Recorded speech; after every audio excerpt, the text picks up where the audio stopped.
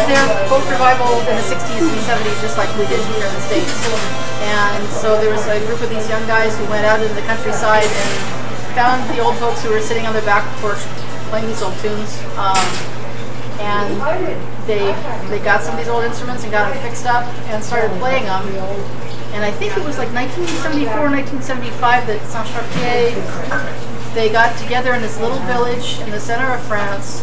There were 15 hurdy-gurdy players that started this, ultimately became a large festival. The Saint-Chartier Festival now brings in something like over 50,000 people. It's huge. And it's all pretty gurdies and bagpipes. It's amazing. My husband tells me I exaggerate, but I swear that 5 kilometers away you can still hear the drum. You cannot. It is impossible. Maybe your ears don't, but mine did. That's because your ears are still ringing from the drum. I can't argue with that. This is Rain Banglaterre, and it's by Max Heinzen. He's a French hurdy-gurdy player and historian and math teacher and prankster and jokester extraordinaire. Great.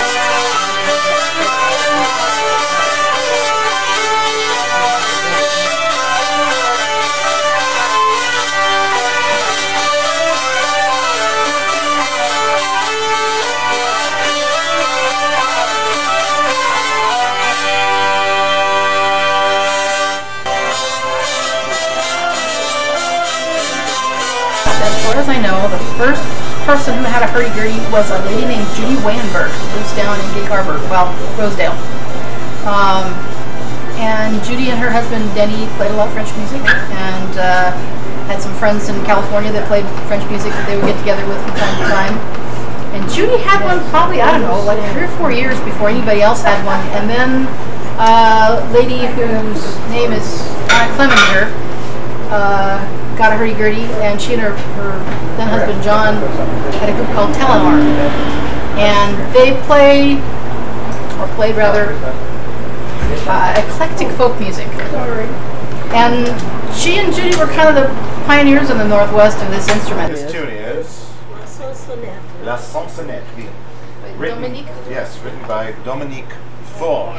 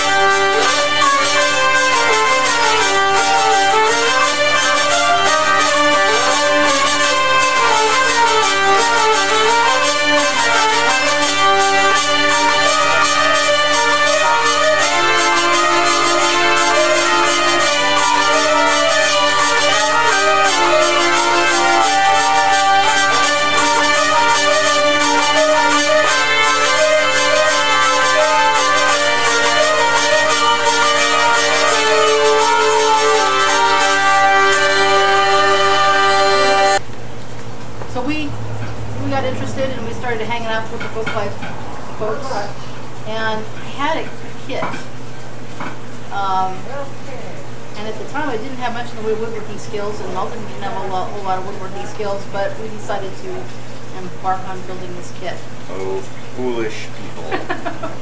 And it said on the kit that it was difficult, and that's never stopped either one of us, so we just sort of charged in where angels normally fear to tread. And the kit was awful. I think we actually started thinking about a third of the way through. About a third of the way through. Well, better than this. The thought we could have done these parts better. Yeah, from scratch. From scratch. And there's a fellow down in California. His name is Michael Hubbard, who originated the Bookstore design, which is what these three are based on. And he wanted to build instruments that were very similar to a French lute back without the time and expense of putting the lute back on, because that really is kind of a process. And so he dubbed it a Volksgurdy, like, you know, we got Volkswagens, we had to have Volksgurdy. He made a more accessible instrument. Ultimately, Michael wanted to build something other than hurdy-gurdies. He had kind of burnt out on building hurdy-gurdies, and he had some other loves in his life, so he wanted to pass it on. So we took over his Volksgurdy design and a bunch of other things, and 20 years later, we've built over 200 instruments.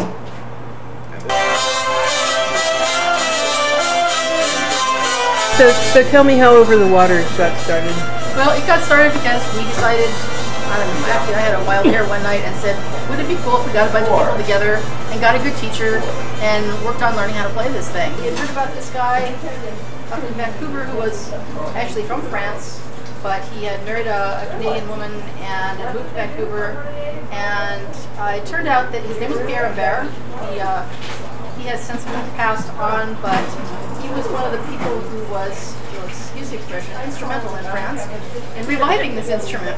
So we had the first festival, and we held it out at Camp Indianola, which is kind of at the back of Beyond. And Pierre Imbert came to teach us. And he worked, oh man, he worked so hard. One of the things that's been most special to me about this is the connections that I've made. It's a very unusual instrument. There are very few people who play it.